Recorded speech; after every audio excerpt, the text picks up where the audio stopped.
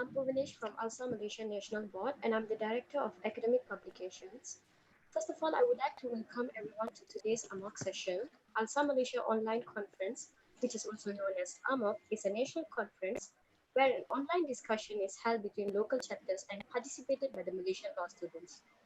This program is initiated by ALSA Malaysia and co-partnership with other local chapters in charge.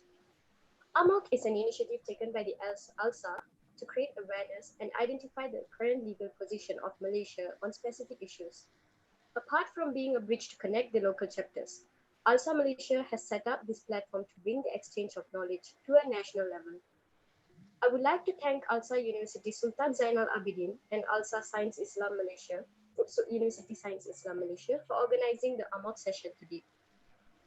I would also like to thank Professor Madya Dr. Shamrahayu Abdul Aziz, who is our speaker today, for being able to attend this program in order to share her profound insights in federal constitution and political will. Now, I would like to pass the floor to the moderator of today's program. Thank you. Okay, thank you. So I want to say hello everyone and welcome to ALSA Malaysia Online Conference, Federal Constitution, Political Will. So my name is Noraisha Humaira binti Kamaruddin and I'll be your moderator for today. I am from ALSA University Science Islam Malaysia local chapter and I am totally honored to be amongst of your company today. So for your information, this ALSA Malaysia online conference is a collaboration between ALSA University Science Islam Malaysia and ALSA University Sultan Zainal Abidin. Therefore, my greetings to ALSA Malaysia representatives, Ms. Nurwafa Azrin, the Vice President of Academic and Activities, Ms. Vunavesh Ramesh, Director of Academic Publishing. Next, the representatives from ALSA University Sultan Zainal Abidin, Ms. Farah Inshirah binti Azman, Mr. Alif Daniel, and Mr. Bir Zamir bin Abu Bakar. And also the representatives from ALSA University Science Islam Malaysia, Mr. Wan Nur Muhammad Hassan and Mr. Muhammad Nur Shah bin Kamaruddin. On top of that, I want to thank our speaker today, Prof. Madya Dr. Shamrahayu Abdul Aziz, for giving us the chance to be with you despite your busy schedule. So thank you very much. And also to the viewers and audiences, ladies and gentlemen, welcome to ALSA Online Conference. I hope that this conference will benefit you and all of us today. And don't forget to share this link on your Facebook or on your any of your social media. And don't forget to tag us also. So before I go further, let me start off with an introduction of our speaker. Our speaker today, Prof. Dr. Shamrahayu binti Abdul Aziz, graduated in bachelor degree from International Islamic University Malaysia, IIUM, and she furthered her master degree also in IIUM and finished her Doctor of Philosophy also in IIUM. So Professor Dr. Shamrahayu is an associate professor at the International Islamic University Malaysia, IIUM. She is currently on secondment at the Institute of Islamic Understanding Malaysia, IKIM, as principal fellow. So as a prolific writer, she has actually published more than 40 academic articles and chapters and presented more than 100 papers across Malaysia. So Professor Dr. Shamrahayu does not stop there. She is also a columnist in Berita Harian, which she published every Tuesday on Berita Harian, her article. Therefore, I think after this, every Tuesday we can tune in to Berita Harian and read her article. And at national and state level, she has achieved so many achievements. She has been the National Sharia Law Technical Committee, Islamic Consultative Council, Special Committee to Review Curriculum and History Books for Secondary School, and etc. So today, she will be sharing with us her expert opinion and view on the topic of federal constitution and its political will. So why today we choose this topic? It is because I believe everyone knows, even though we are struggling and facing the pandemic COVID-19, we can't ignore the political happening these days, especially after the perturbation of the government of Malaysia. That is why today we are going to learn in depth about the political of Malaysia. And for your information, This live is on Facebook and YouTube, so you can get the link on Instagram, and don't forget to share with your friend. Without further ado, I would like to invite our speaker today, Professor Madia Shamrahayu, to begin and give her talk. Welcome. Thank you, Naresha. Thank you, everyone. First of all, thank you to ALSA National Chapter and also ALSA, UNISA and USIM. I feel humble and honored to be with all of you today to discuss or to share my view on federal constitution and political will. This is probably my second time with UNISA and also my second time with USIM, with ALSA, UNISA and ALSA, USIM. Indeed, I'm grateful that I've been meeting my future leaders, the future probably Attorney General. I hope one of you will become of the policymakers later on and will be able to materialize all the political will which we think we have decided that we have this in our federal constitution. Honestly, to share with you my time for these 2-3 days is very, very occupied. My apology, and I regret that I cannot prepare the papers as usual, as a better paper than I have today, but I just prepared a few PowerPoints that I can share with you. And also did not have time to consult what actually the expectation from our convention today. However, I believe all of us understand that as far as the introduction by our moderator Noraisha just now, that we want also to discuss on the Malaysian current political environment. But then it's different from political will, but is somehow related.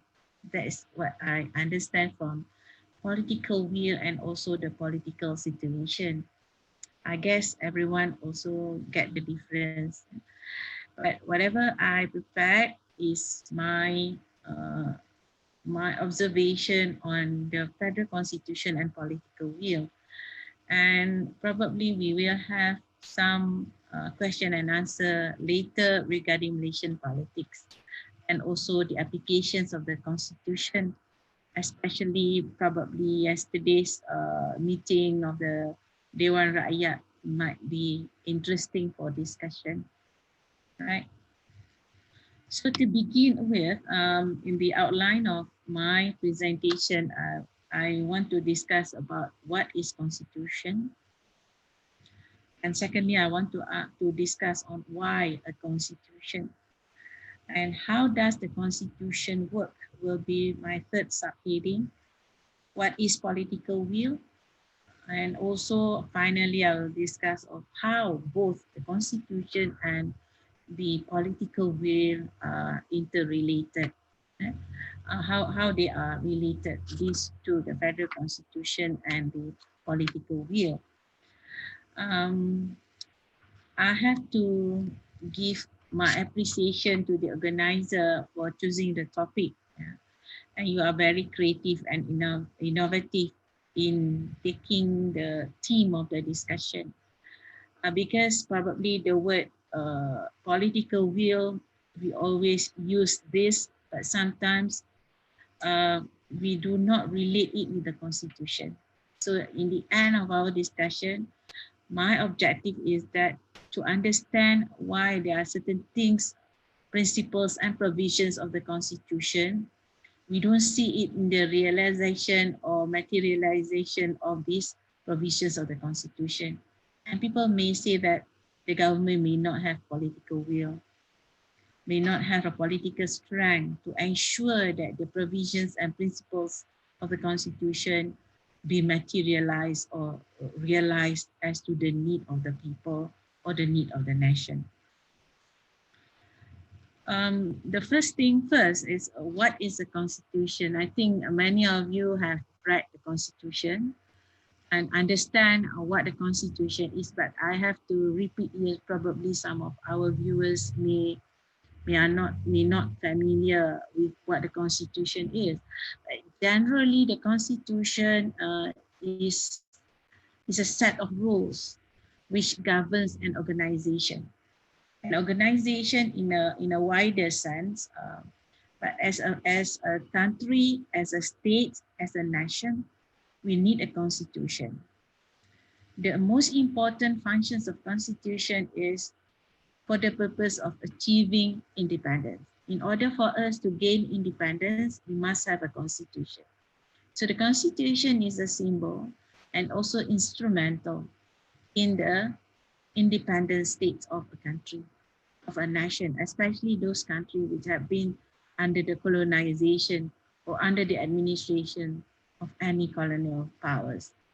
So the constitution usually, especially for our country, we have a document that we know that is a constitution. So most countries in the world has a constitution. So most important is the contents of the constitution, which the contents of the constitution, which I put it under the topic of how does the constitution work. So the constitution, as we all know, is the supreme law of the land. Why the constitution should be the supreme law of the land? Why? Because the constitution is a symbol of independence, one thing. Another is because the constitution provides for or creates the organs of the government. And the constitution gives to the organs of the government powers. We all know that there are three organs of the government that are the executive, legislative, and judiciary. So the constitution creates these three organs of the government. The constitution gives powers to these organs of the government. And at the same time, the constitution limits the powers of these organs. So this is how the constitution works. So the constitution was created. One of the definitions of the constitution which I quoted in the presentation is from Thomas Paine. Thomas Paine defines the says he didn't really define the constitution, but he explains what the constitution is. He says that the constitution is antecedent to the government. That is to say, the constitution exists earlier than the government, because as I said just now, the constitution creates the organs of the government. That is to say, the constitution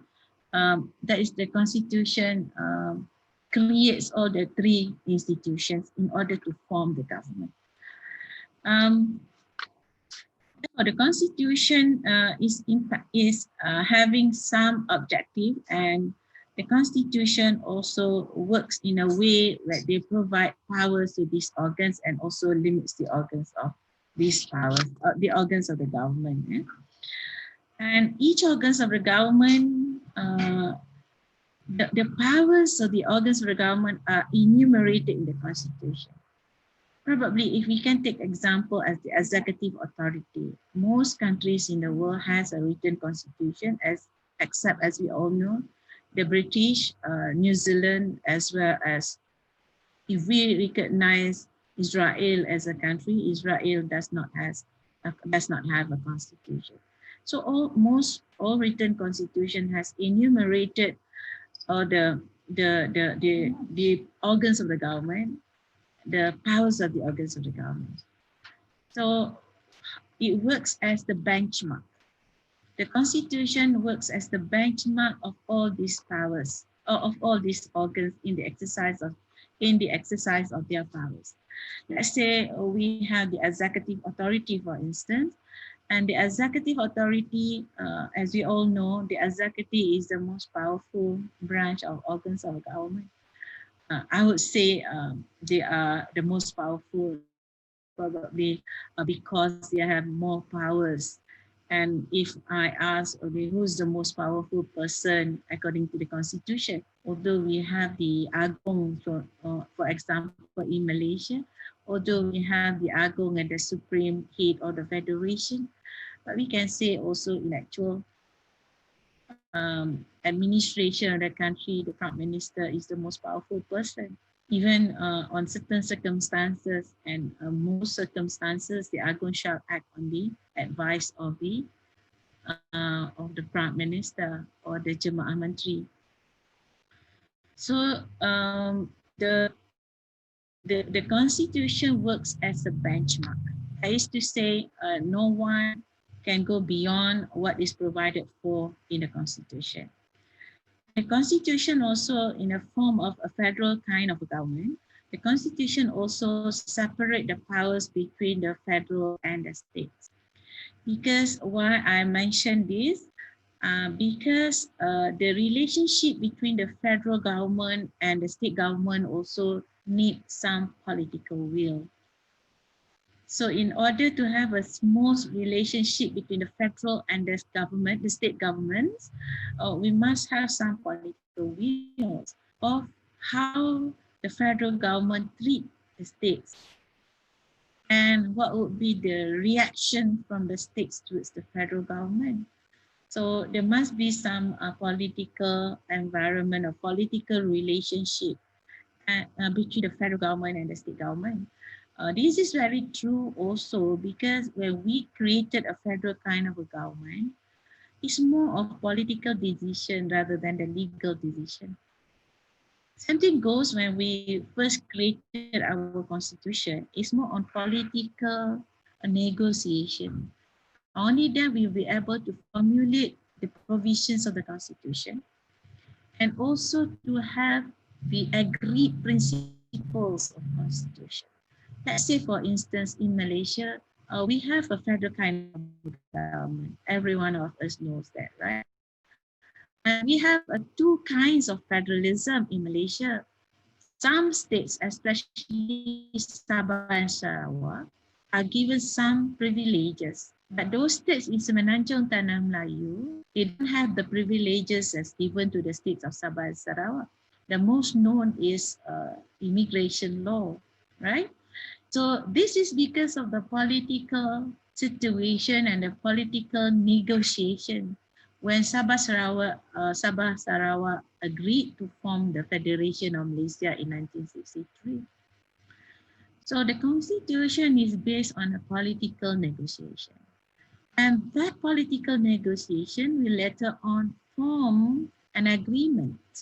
So the constitution, apart from being a benchmark to powers of the organs of the government, to powers between the states, the constitution also become a document we consider is an agreement. Why? Because when we say that the constitution is the supreme law of the federation, everyone agrees that they have to fall back to the constitution to see what the principles, what are the principles, what are the agreed provisions of constitution. So these are all decided because of the political negotiation. So the constitution works as a law that is understood is a law. It works as the benchmark of the powers of the organs of the government and also powers of the states. Benchmark means there's a level where you cannot breach that level. You cannot breach the level. It looks like the benchmark is not meant to be broken. That is to say, that's why it says that the constitution is supreme. Therefore, the constitution also acts as an agreement. So all agreements must be referred to when we have problems in our relationship. May it like the relationship between the federal government and the state government, for instance. So there must be agreement between the state. So agreements also between the people of the nation. People always say let's probably things which are relevant nowadays. Things like probably you're familiar with things the idea of social contract, for instance. So the idea of social contract, I think you are familiar with the terminology, right? The social contract had been used to describe the relationship between people forming people who became the citizens of the federation. But also probably we may have a different interpretation of the social contract. But what I'm trying to say is that in order to form an agreement, in order to form the political, as a result of political negotiation, then we get the constitution.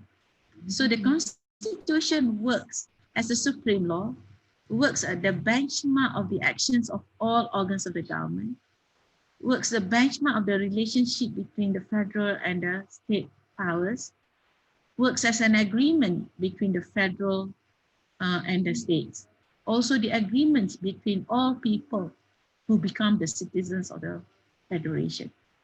Therefore, the constitution will have a lot of principles to achieve.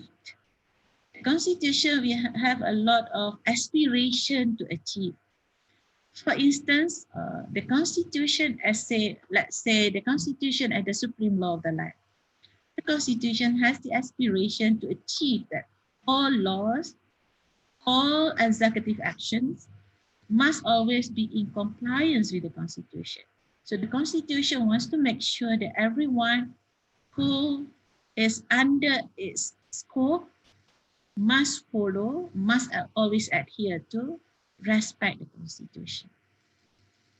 So that is the aspiration of the constitution and the supreme law. Another aspect of the aspiration of the constitution and the supreme law is that the constitution wants every executive action. So the action of the Jemaah Menteri, for instance, must always comply with the words of the constitution, with the principles of the constitution.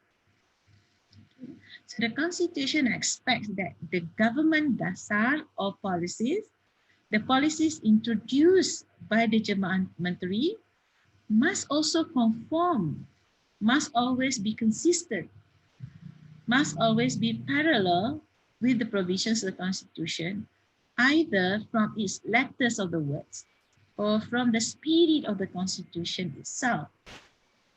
Why I say spirit of the constitution?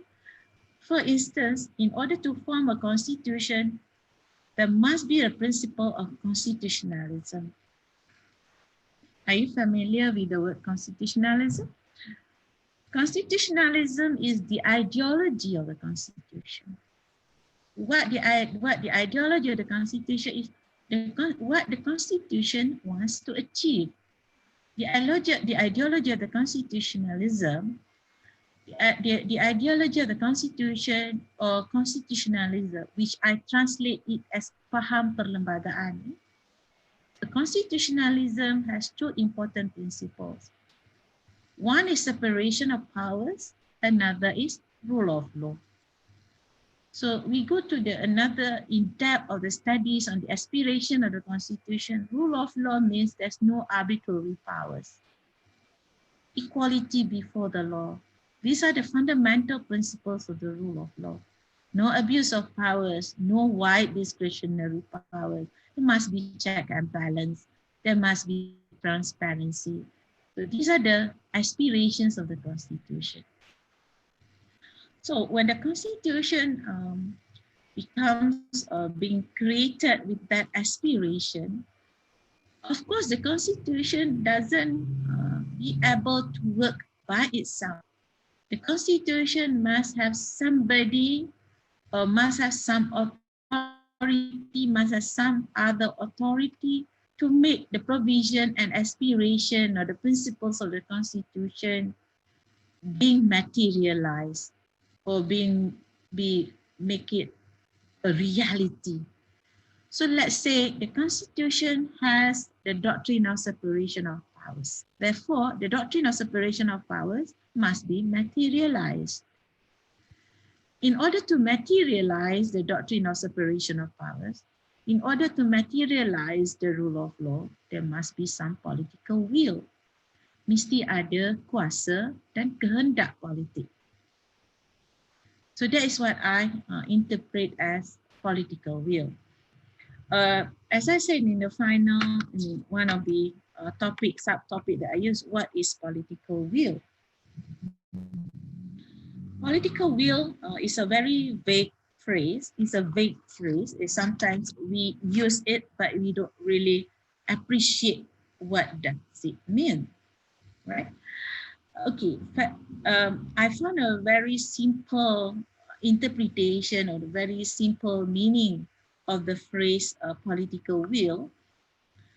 Or probably later we can share in what circumstance usually we use the word political will or we use the phrase political will. Probably we use the word political will to understand that there's something which has not been achieved or something which have been successfully achieved. So usually, probably, let's say certain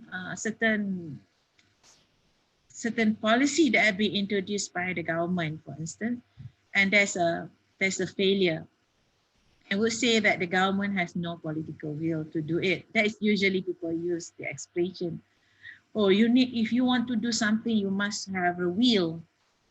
You must have, in terms of walking the words of the Constitution, we must make sure that the government has the political will doing it. For instance, we want to say that we want to have the practice of fundamental liberties, for instance, to say that there must be political will. So every single actions of the government, every single policies of the government, of course, need political will. Let's say the government wanted to introduce a bill, is also moved by political will. Wanted to introduce a law, is also moved by a political will. Let's say people ask why you don't practice the Sharia law, for instance, why you don't move the law in 2006, 2016, 2017, it was very hot debate on this, on Akta 355, the bidang kuasa mahkamah syariah. It's a very hot debate.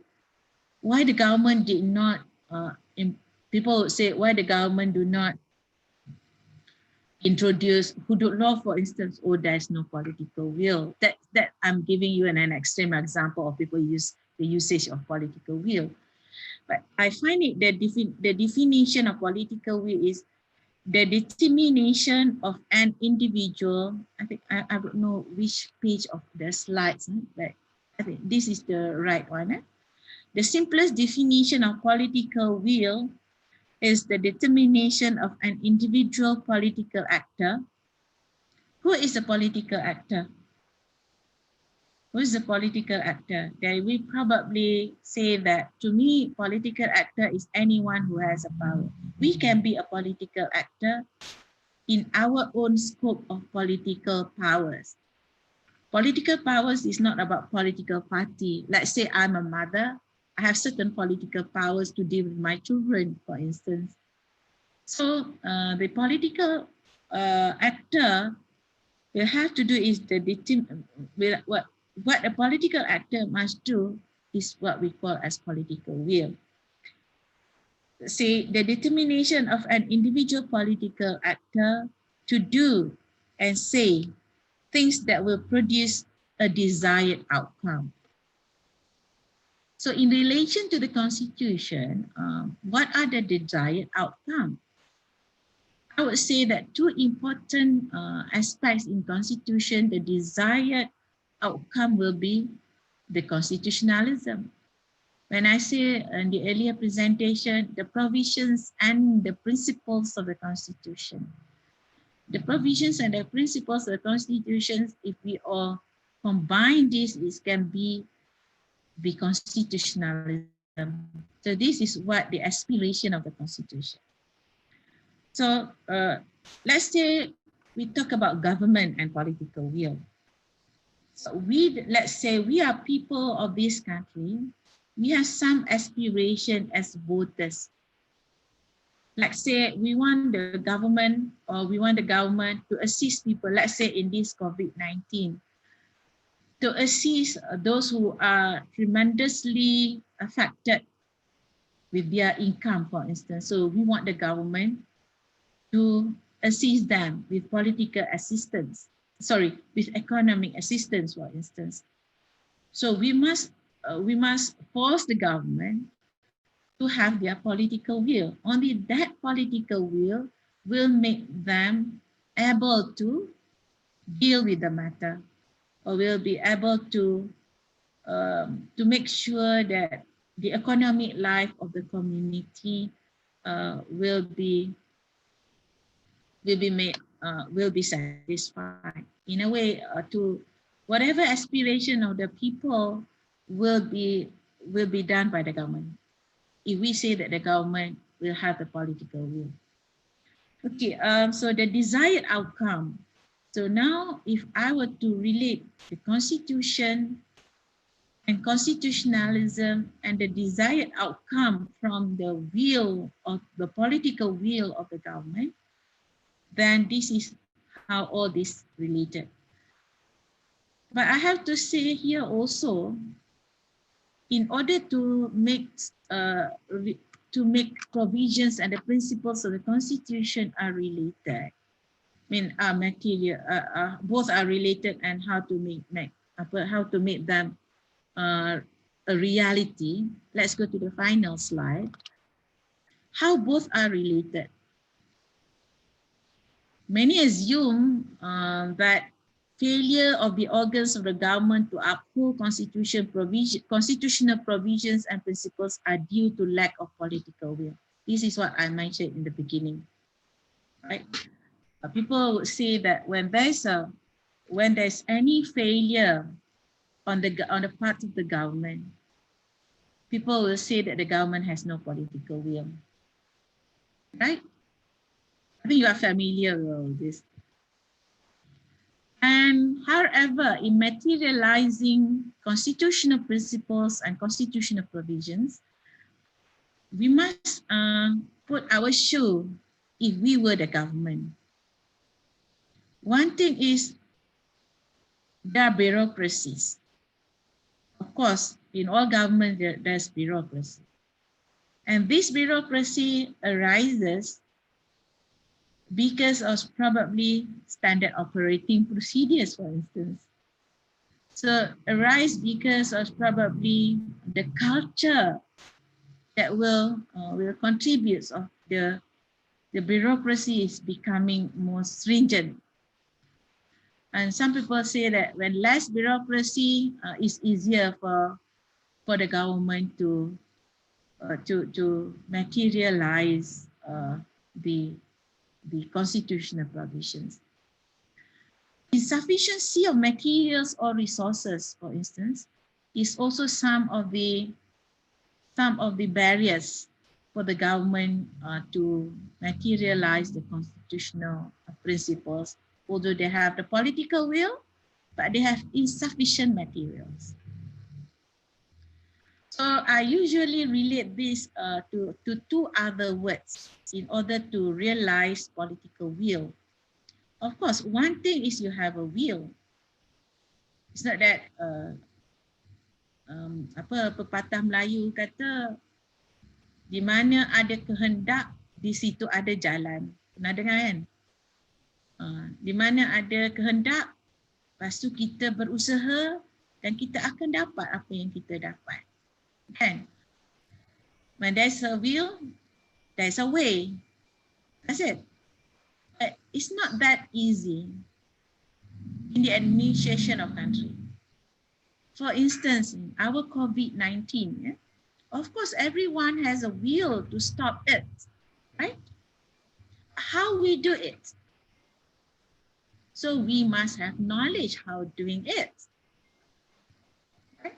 How to do it. So we have one of the best doctors, one of the 3 best doctors in the world. Dr. Nur Hisham has been acknowledged as one of the best doctors in the world. So we have knowledge doing it. And not only the aspiration or the will, we have knowledge. And we must have powers doing it. When you have political will, you have powers, you have knowledge doing it. So insufficiency of materials, insufficiency of knowledge, for instance, it may not make the reality for people to materialize what is there in the Constitution. So this probably among the barriers or probably the challenges that we will face in materializing the provisions of the Constitution. Another thing is opposition of the interest groups. Okay, this is very true as whenever the government wants to introduce certain policy, for instance, there must be people who oppose it. Yes, opposition is important in order to check and balance what the government is doing. The check and balance by the opposition is a need, is important, is a requirement in democracy. But probably there can be difficulties to materialize what the government think of the principles of the Constitution, right? And as I mentioned earlier, is culture. Another is weaknesses of the individual actors. There is no denial. When I say weaknesses, may be no knowledge. Weaknesses may be no experience. These are the things, the shortcomings or whatever, I say the challenges or the barriers. But of course, we say that, let's say in democracy, we must make sure that the people we choose to become our leaders are capable people. So to conclude the discussion, I would say that, of course, in materializing, in ensuring the provisions and the principles of the Constitution be materialized, we do need political will. But in the exercise of that political will, we must have other strength, not only the will. We must have knowledge, must have supporters in doing, in materializing the provisions of the Constitution. With that, I thank all of you for lending me your ears and also attention for this wonderful discussion. I hope I will learn from all of you. Please share your views, not only questions or comments. I want you to share what's your view on the topic as well. Thank you very much, and Assalamualaikum. Okay, so thank you very much for the interesting talk, Prof. Madya Dr. Sharmayu. So if anyone has a question, you can either unmute your audio and introduce yourself and ask your question, or if you're watching from YouTube or Facebook, do write your question and I'll read it for you. So does any representatives has a question? No. Okay, so I had a question from Zafir Firdaus from University Science Islam Malaysia. He asked, did the absence of royal decree and motion yesterday weakened the democracy in Malaysia? That's the question. Absence of royal decree and motion yesterday. And motion. Okay, this is a very recent event took place yesterday when the first meeting of the Dewan. I may be wrong, I may be right, but this is my interpretation. When I see that yesterday was only the first meeting, it was the first meeting of the third session of Parliament. In a normal circumstance, the first meeting shall only listen to the speech of the Agong or the decree of the Agong. That's usually what happened in the first day of the meeting. There was no debate, there was no discussion, there was no agenda to be debated by the Majlis members. Usually, after the royal decree, they will have tomorrow or the day after tomorrow, they will have the debate on the royal decree. But at the moment, what happened yesterday was the debate there will be a debate, but the time has been extended. It's not 1 or 2 days, it's probably in July. What I heard, what have been presented by the minister concerned, that will be on the 13th of July. So what I think is that the debate will continue on the speech of the Agong, on the decree of the Agong. It will debated, but at a later time. As far as the motion is, probably we are referring to motion proposed by Langkawi, which was accepted by Yang di-Pertua Speaker, the Honourable Speaker, which is a motion of no confidence. This is the first time ever happened in the country, and it happens at the moment where we are practicing MCO. The situation is frustrating, is it not? So, although it happened those early 1970s, it's happened in Kelantan, where the vote of no confidence has been debated in the Dewan Undangan, and the vote of no confidence has been passed. But people will see that this is questionable on the practice of democracy in Malaysia. But I would say normal practice in Malaysia, let's say there's a motion from any opposition members, is usually put to the last end of the agenda. So by referring to the practice, what happened earlier in our parliament, in the previous parliament, whatever suggestion by the private members party or the private members of the parliament is usually will be put after the last agenda, that is usually after the government agenda. But of course, some people may not be happy because they think that, because they will decide that they have decided that vote of no confidence is one of the important votes, one of the important motion for the nation or for the national interest. But if we look at Peraturan 15 or the Peraturan Dewan Rakyat, whatever things considered as for the public interest is that who decides for the public interest? If we see the peraturan is the government. So of course the government may not be able, may not be ready to put a vote of no confidence at the top of the list. Usually the government will decide which agenda which comes first in the session later, in the sitting of the parliament later. Right, if we say that the practice of democracy is questionable, I think the fact that the Honourable Speaker has received and accepted the motion, that's already a practice of democracy. It's not rejected straight away. But whether it's debated it was not debated yesterday, but whether it will be debated later on, we do not know. And the decision will be on the government as well as on the Honourable Speaker. I would say we still have practice of democracy, but another to balance whether democracy that we want is against the Constitution or is against the law, or whether we have to read the democracy into the provisions of the Constitution. Many people would say, yes, we have to read it together. What our aspiration of democracy and the provisions of the Constitution.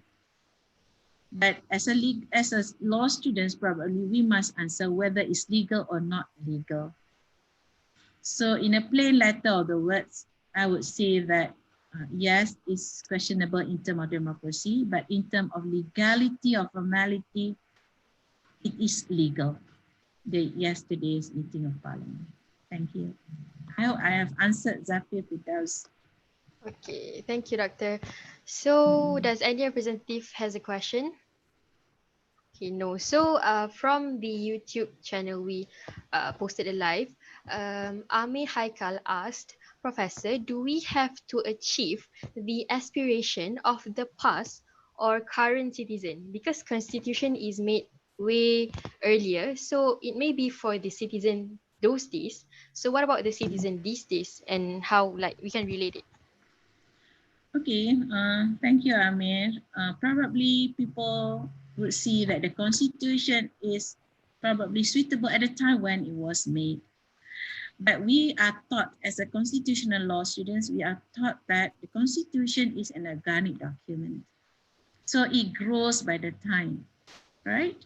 It grows by the time. It should grow to meet the needs of the society. It should grow to meet the need of the nation as the time passes by.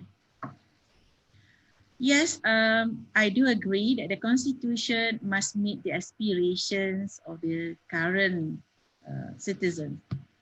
However, as a nation, we need to have some pillars. Some pillars mean, let's say, there are some changeable provisions, or there are some changeable principles, and there are some not changeable or unchangeable principles. As a nation, you must have pillars, or you must have the benchmark, as I said. You must have some structures of your own nation. So that's what we call identity of the nation, right? Let's say we are practicing the constitutional monarchy. Do you think that in future time, if people say that constitutional monarchy is no more relevant, then we have to change the constitution? Or we want to retain constitutional monarchy? So of course, if there's revolution taken place, like what happened in the France Revolution, way back in the 18 something. So we want to have change in the constitution, that is fine, but do we need to have certain pillars that the constitution has not been changed? For instance, that we don't want it to be changed. For instance, the position of the religion, probably if we follow the flow of the masses, the masses will change their intellectual. I mean, they have their intellectual, then they want to change their practice according to their intellectuals, and they want to abandon certain provisions of the constitution. So now we have to balance between identity of the nation and the one of the citizens. Let's say we are talking about fundamental liberties, right? We had 2 times or 3 times the word morality is there in the constitution. Some people say now, some people argue now that morality is irrelevant. There's a few, I would say, a few people argue that morality is irrelevant. Or probably people say that morality should not be considered as a public morality, but it should be individual morality. So these are the things. Yes, it may suit and it must suit with the current need of the people. But in the context of a nation, the nation must have an identity. I cannot disagree that the constitution must be interpreted as to make the wishes of the people or the aspiration of the people are achieved. But the people also must be regulated by some regulations. So the constitution can be the best regulations for the people, which is the constitution represents the majority views, because we cannot make everybody agree to everything. But the majority must decide what would be the identity of the nation, what would be the best principles that we must retain to future time, or what are the changes that we must make to our constitution to make it relevant with the change of time. Right, thank you. That is my opinion. Okay, so I think the question is answered beautifully, because it is correct that the Constitution is an organic document, even though it is made way earlier before we were born, but it grows to meet the needs of the society.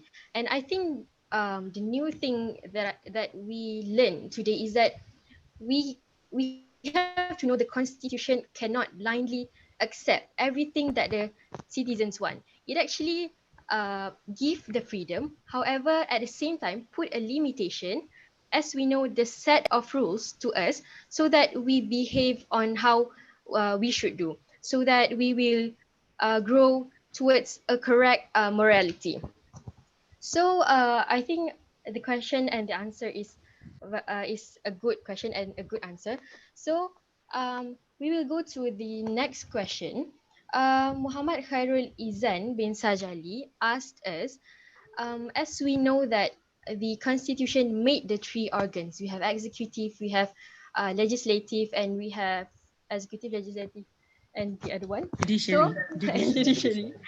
And he said that he found that there are conflicting ideas behind the doctrine of separation of powers. One say three organs can't infringe one another. However, the others say they are flexible.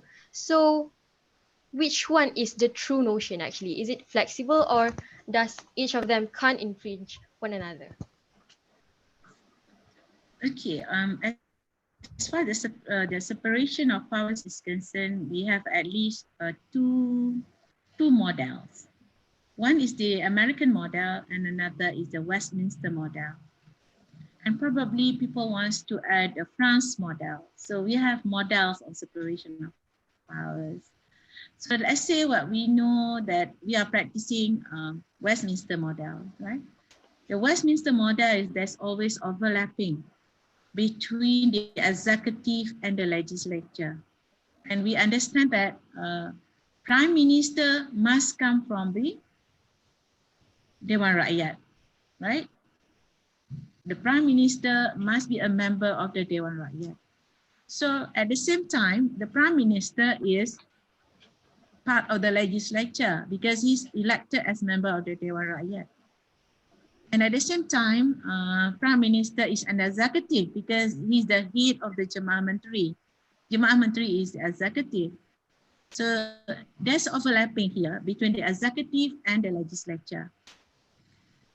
Of course, the judiciary is a bit independent from these two, except that the Agong will be, the institution, the royal institution will be a component of the judiciary in the sense that the royal appoints or agree to the appointments of the judiciary, judicial members, especially the higher courts.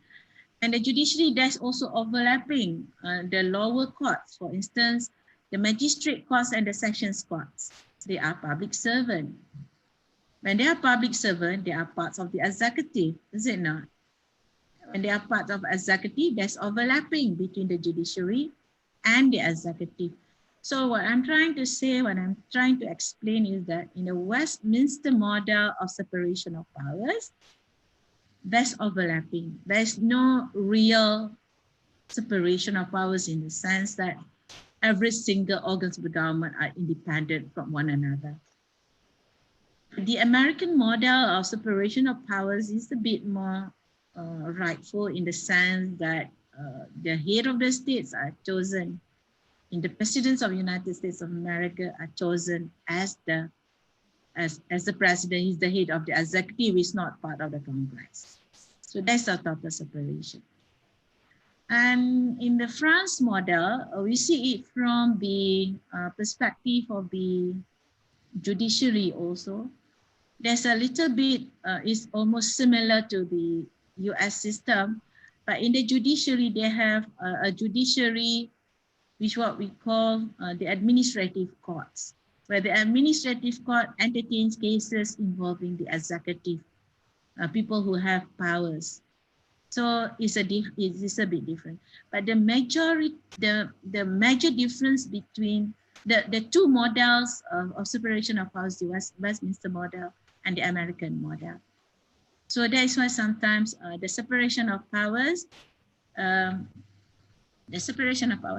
take Malaysia as an example. I hope after this, many of you will research on the reform of the parliament. So the reform of the parliament is that when we look at the federal constitution, for instance, we see in Article 43, especially Article 43, Clause 3, which says that the cabinet shall collectively responsible to Parliament.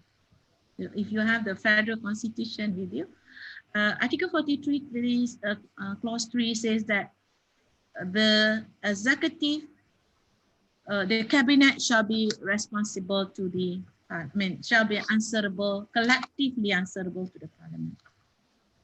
Sorry, collectively responsible to the Parliament.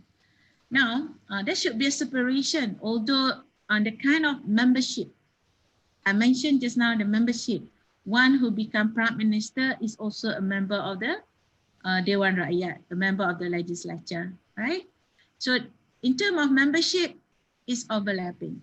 But in terms of the exercise of functions, they should not be overlapping.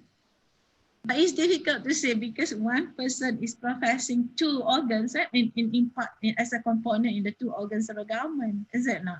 It's difficult.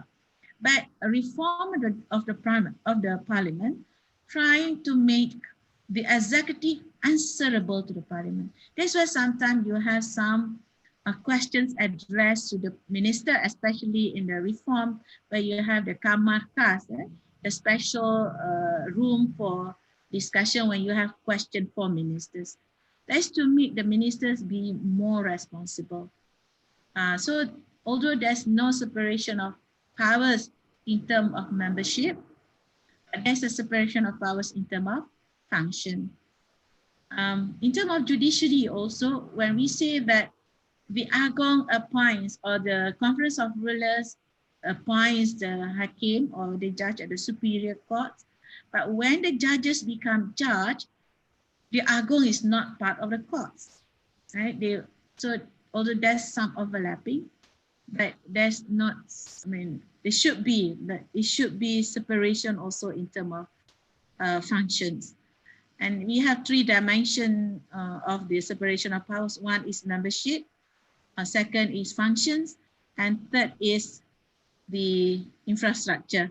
Yes, we have building for Istana Keadilan, we have building for Parliament, kan? So we have Putrajaya for the administration, so they have separation of buildings. But in terms of membership, we do have some overlapping, and this is not wrong because it's a model of Westminster model. Thank you. Okay, thank you for the answer. So we can see that each of the organ actually overlap on certain aspect because it doesn't stand independently. So we can see that actually the Westminster model and the Westminster model has become one of Malaysian reference in order to bring like the right policy on towards the three organs. So does any representative has a question? I have a question. I have. Yes, I have. You can go first. San, all right.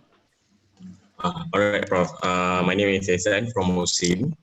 I have a question. Yesterday, I read an article from Awani written by you stating that the members of parliament shouldn't oppose what have been said by the YDPA. And then technically the text that has been prepared by to the YDPA is prepared by the government. So actually, what does it mean by the government, the members of parliament shouldn't oppose what has been said by the YDPA, because doesn't it actually oppose the concept of democracy itself when the members of parliament cannot argue what is stated by the YDPA, which the text itself is been prepared by the government? Thank you, Ehsan. It's probably you have read also people refuting my views, right? One thing, or my dear students, one thing, when you read newspapers, there are two things. One is article which I write. Another is the news. What you have read is the news. News which is written by a reporter.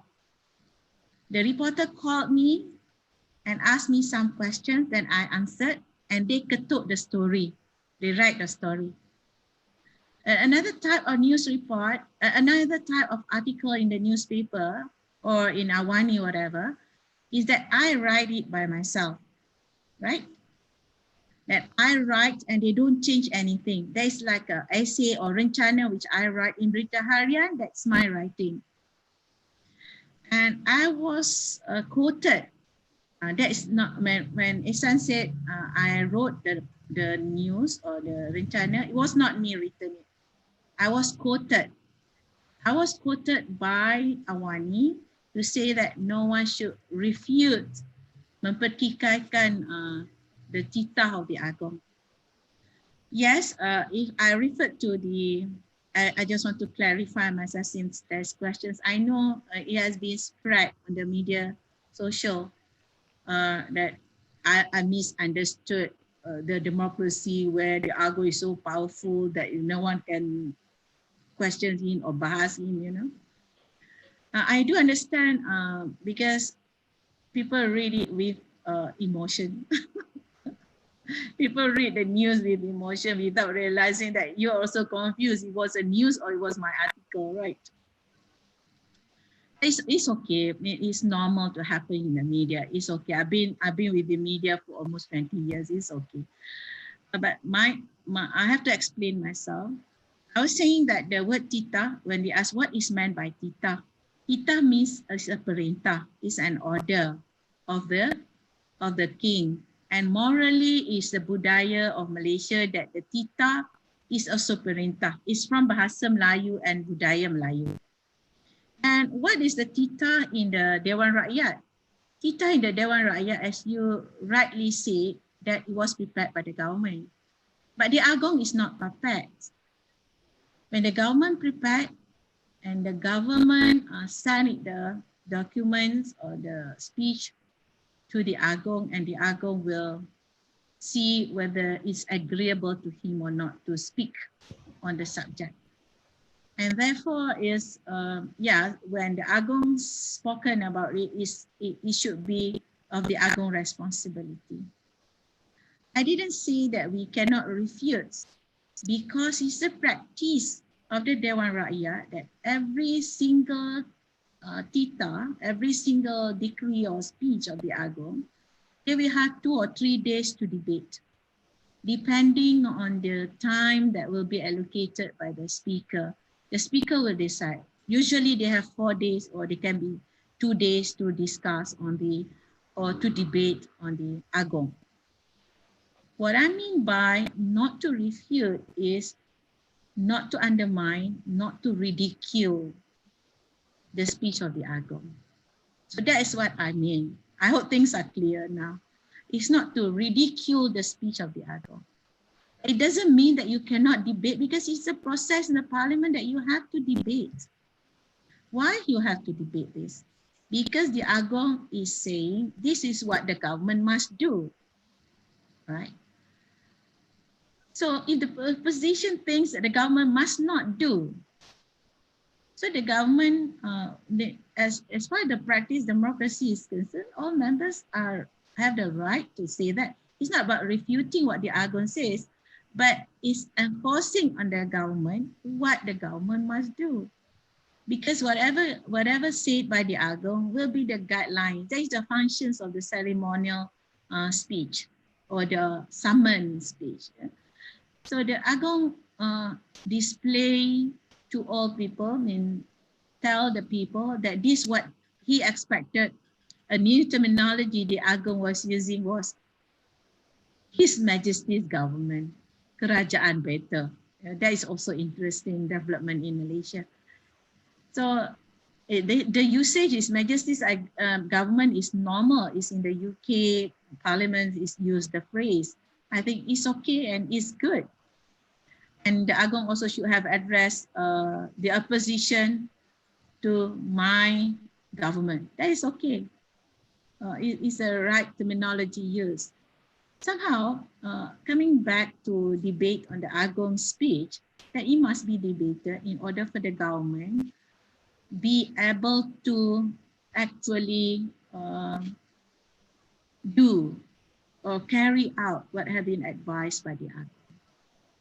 And if the opposition has to play a role for the government to check on the government whether they are doing it well, or they will do it well, or they will do it right, or what kind of law that they want to introduce in order to implement whatever been said by the AGO, or they are free to questions on the possibility or the political reality, whether it is possible for the government to implement what the AGO says. So I think it's from what I listened to what is said just now, I think when the news is put in few paragraph only, it's not as what I say now. I think it's a misunderstanding, but it's fine. I'm not saying that the media is putting something not right, which I say that's not the point. The point is I do understand that the procedure in Parliament, they will debate it. Thank you, San, for putting it up. Thank you. Okay, thank you, Prof, for clearing the air. So we have another question. I think this is the last or the second last question for today's session. Oh, Isan, Aisha, Yes. whether do you have anything to say, San, or you want to say something? Oh, okay, fine. Thank you. Okay, so for the next question from Muhammad Akmal, he asked, wait. Assalamualaikum, Prof. I have a question in regards to the question raised concerning yesterday's Dewan Rakyat question in light of the UK Supreme Court 2019 decision in Miller 2. Does the one-day parliamentary session followed by a 2-month prorogation constitute as an unjustified frustration of parliamentary right to enact law and scrutinize the executive branch, i.e. cabinet? All right. There are two things here. One is the practice and of democracy, and another is interpretation of the law. Right? If I were to refer to the provisions of law, it doesn't breach the rule of law. That is to say, it follows the Peraturan number 14, where the speech of the Agong is under number 4 in the agenda of the meeting, of the first meeting. And usually in a meeting, they will have different sittings that will be fine as we see that the frustration for the practice of democracy. That is what people say. That is probably for politician, a political analyst to describe on this, because my area of focus is only the legal question. The prorogation, I don't know whether it's a prorogation is the right term used for our parliament or not, but I don't think it's the right word used here. Prorog means there must be an Agong, there is another Agong speech to end the session. Usually prorogation probably is referring to it just stop and delay the time. It's not a prorog within meaning of our Article 55 of the Federal Constitution, right? So yes, it's frustrated many of the members of the parliament. It's not the executive. The executive probably is their decision. It's the Jemaah Menteri decisions probably, or the Prime Minister's decision, or the government decision. It's not the executive that will be frustrated, but of course, I think I do agree that members of parliament be frustrated. One, because the motion was not debated, they were not given a chance to speak. But then, if ask me, is it fine from the legal point of view? Yes, it's fine from legal point of view. But from political point of view, is that fine? Yes, it's not fine. So how do things? You must change the law. I think that is all. Okay, since we have another 15 minutes, I think this is the last question from Arin Rosali. She said the problem regarding the motion of no confidence and also bill relating to COVID-19 arises due to the fact that the sitting was only for 1 day. What does it take for the sitting to be extended? I think it's all answered. Yeah? It's all answered because let's say I would say because on the 4th of May, on the 4th of May, the Parliament has issued a media statement. There will be 2 bills to be introduced, and there's already an agenda set. There were 2 bills to introduce. I remember when I appeared on TV Al Hijrah. I can't remember the dates, but I was discussed. I think on the 12th, on the 12th of on the 12th. Sorry, on the 13th of May. On the 13th of May, I appeared on the rancangan analisis dekat dekat TV Al Hijrah. I was saying it's okay because the Parliament will have 2 bills to be introduced. The Parliament will have speech of the Agong. There are bills to be introduced. Then I think it was okay. But on the 13th of May also, there was another letter issued, another media statement issued by the Parliament to state that it was stopped only after the Agong speech.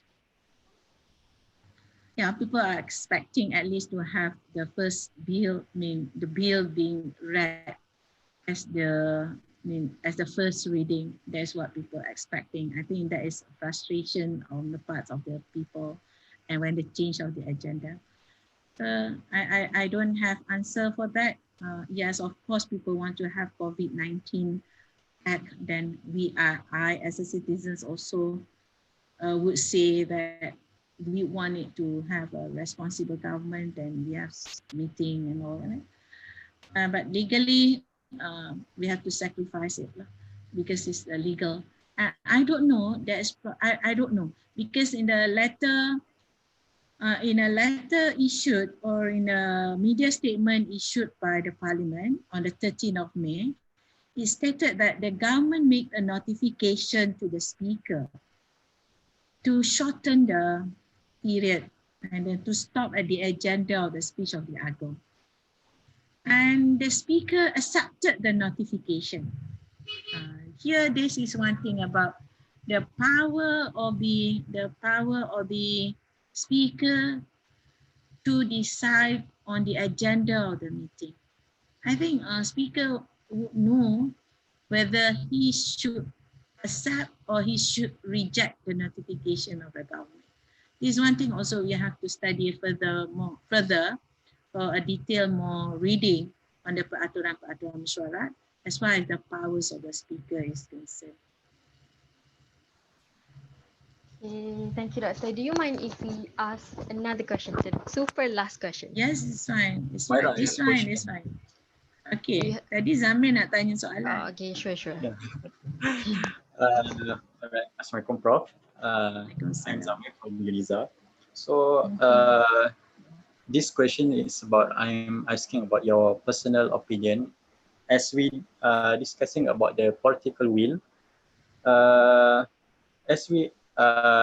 As this morning, there's a news and also the article from penganalisis politik dari News Timur Malaya published in Sinar Harian, Profesor Madya Dr. Awang Azman. He said that kerusi ahli parlimen cukup makan, bukti PN tidak stabil. As we discussing a political will, the both block in the Dewan Rakyat, the government side and the opposition side still want to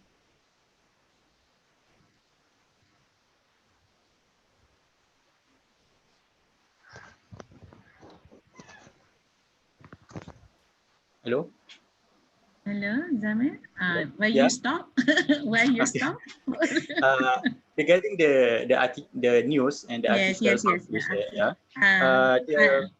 the both sides in the Dewan Rakyat, the government side and the opposition side still want to buy the other MPs to join their bloc, or in other words, they want to punching, right?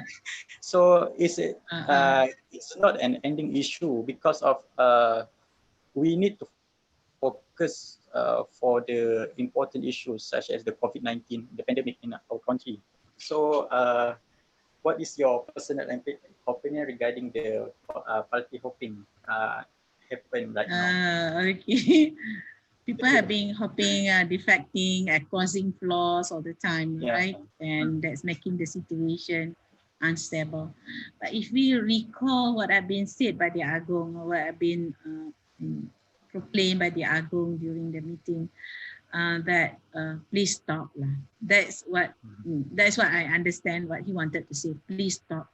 And as you said, Zamir, I share your view where we want to focus more on COVID-19 and also the survival of economy of many of us, who have been affected.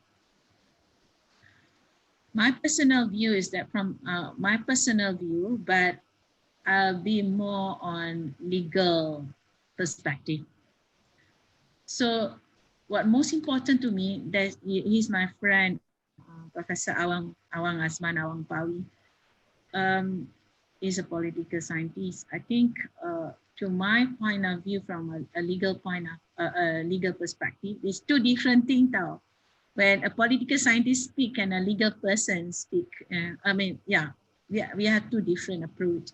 As far as my opinion is, as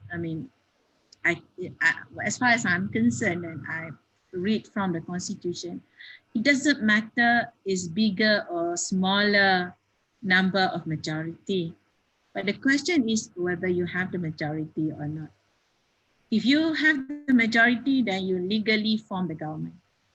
Whether the stability can be maintained or not, like only God knows, right? Even though you have a small or two majority, is probably can stand longer if your ministers perform well. I think people now are looking for good ministers rather than minister from which political party now.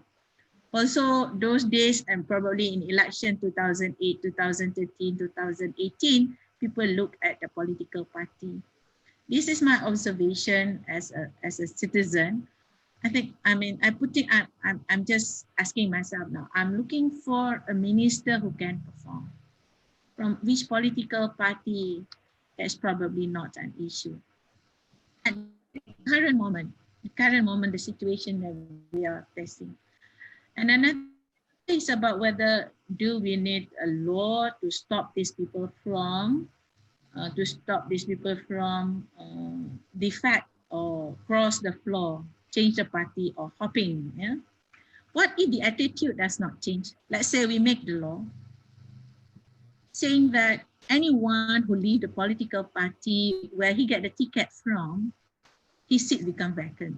You think how many seats in the parliament will become vacant? My point is that first, we strengthen the political party system rather than having a law to stop politicians from defecting across the floor. We stabilize the political party system. That's my opinion. Because although I'm trained as a law student, I read law, but in this case, there are times where law may not perform well. If the attitude of the people, in this case, the politician, does not suit in what the law wants. Let's say in Kelantan, there was a law, there was a provision of the Constitution, saying State of Kelantan Constitution, saying that anyone who leave the party where he gets from, we get the seat from, then the seats become vacant. So, but then the law was said was declared unconstitutional for freedom of association. I think you all read this with Nordin Saleh kan? And if you have time, then later on probably you can glance through the provisions in the state constitution of Penang. Penang State Constitution has a provision which stop the members of the Dewan Negeri to defect to another party. So this has not been questioned in courts. We do not know whether it will be legal or illegal, but constitutional or unconstitutional. But if we look at the decision in Nordin Saleh in Kelantan's case, then the law will be unconstitutional. Okay. So if you ask me personally, I don't think we need the law. We need a more mature democracy. We need more mature politician. We need more mature political party will not be influenced by another political party, for instance. It will be a better and a longer sustainable changes rather than having the law. Thank you, Zami. Okay, thank you for the question and the answer. So I think we've come to the end of our session, and I can conclude that the topic for today's session, Federal Constitution and its politic will, is a very, very interesting topic. And we are actually lucky to hear this talk from an expert, Professor Madya Dr. Shamrayu. And I think what we've learned from this session is that the aspiration of the Constitution, the aspiration of the citizen, and also the aspiration of the viewers and representatives for today. So I can also relate to the political happening these days during this time.